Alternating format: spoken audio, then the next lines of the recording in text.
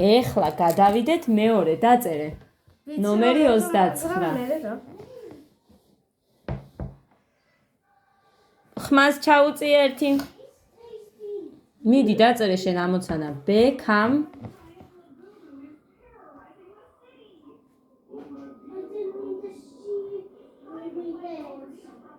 758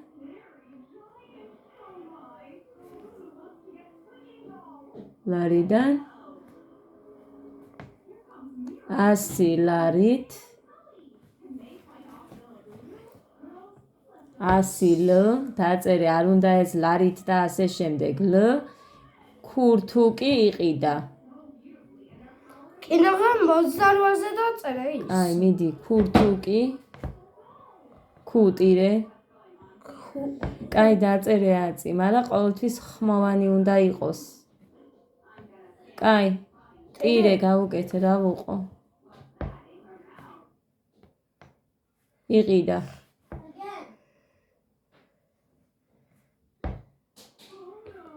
და 20 ლარით წიგნი.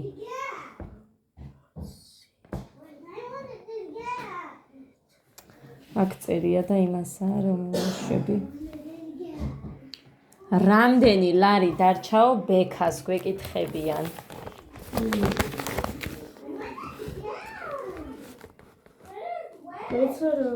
აი ნომერი 29. რამდენი ლარი დარჩაო ბექას. ეხლა რა მოქმედებებს ვაკეთებთ ის ამიხსენი მეშე. ბექას?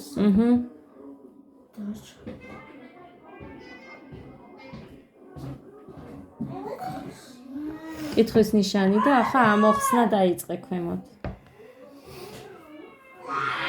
თან მელაპარაკე დედიკო და ისე მე ამიხსენი აქეთ რა უნდა გავაკეთოთ. აი გამოკლება ეს. ხო, მაგრამ რას აკლებ მაგალითად? ის მითხარი.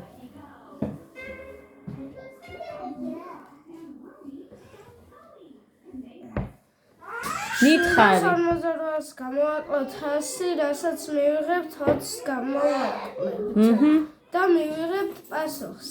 კარგი, აბა დაწერე.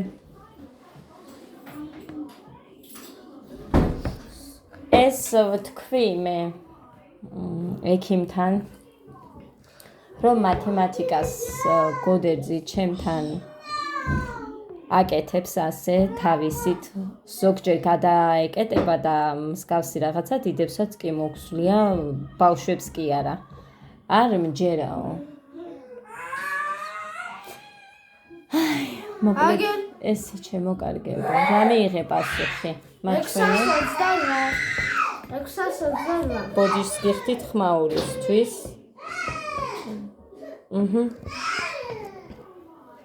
აი სწორია ხო? კი დედიკო, კაი ბიჭი ხარ. ეხლა პასუხი?